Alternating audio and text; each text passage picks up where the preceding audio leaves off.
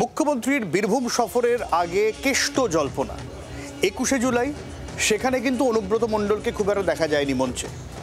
20শে জুলাই, তার আগে অনুব্রত মণ্ডলের সাথে মুখ্যমন্ত্রী মমতা বন্দ্যোপাধ্যায় দেখা করেননি। সেই জায়গায় দাঁড়িয়ে মুখ্যমন্ত্রী যখন বীরভূমে যাচ্ছেন, 28 তারিখ কি হবে তা নিয়ে জোর জল্পনা।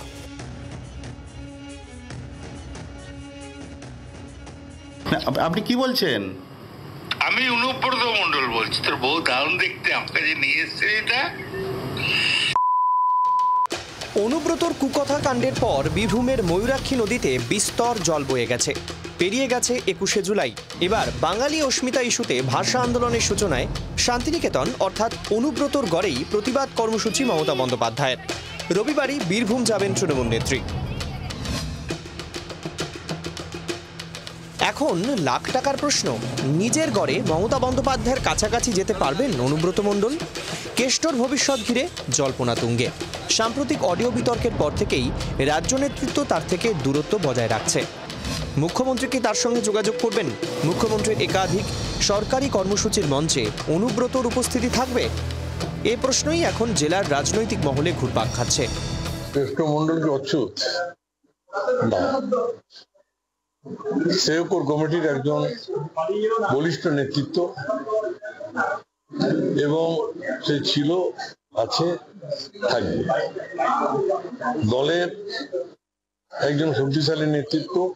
আমরা যে কোর কমিটি মিটিং হচ্ছে, মাইনাস কি অনুব্রত মণ্ডলকে দেখেছেন, না কেউ তাকে অসম্মান করেছে?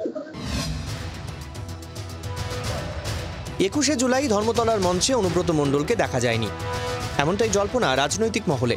তার আগের দিন 20শে জুলাই ধর্মতলার মঞ্চে কেষ্টকে দেখা গেলেও মমতা বন্দ্যোপাধ্যায়ের ধারে কাছে যেতে পারেননি।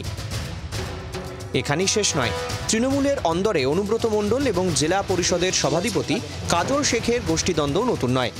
এই আবহে কেষ্টর রাজনৈতিক প্রাসঙ্গিকতা কোন পথে যাবে? দেখুন, কেষ্ট মণ্ডলকে দেখা যায়নি এবং কেষ্ট মণ্ডলকে ছাড়া মমতা ব্যানার্জি চলতে পারবেন না। সুতরাং ওইসব নাটক আমাদের শুনিয়ে লাভ নাই। নিজেদের ছবি ক্লিয়ার করার চেষ্টা করছেন মমতা ব্যানার্জি।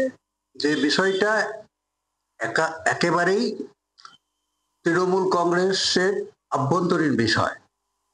এই বিষয়ে কখন কার গুরুত্ব কতটা, তাদের যে দলের সুপ্রিমো, তারা এসব ঠিক করেন নানা স্বার্থের কথা বিবেচনা করে। বীরভূমে দলের সংগঠন পরিচালনার দায়িত্বে 9 সদস্যের কোর কমিটি। জেলা সভাপতির পদেও নেই অনুব্রত। তার উপর 21শের সভায় কার্যত ভ্যানিশ কেষ্ট। সব মিলিয়ে কেষ্ট কল্পনাই ভরসা রাজনৈতিক মহলের। প্রসেনজিৎ মালাকার রিপোর্ট, জি 24 ঘন্টা। বাংলার আওয়াজ, বাঙালির আবেগ, জি 24 ঘন্টা।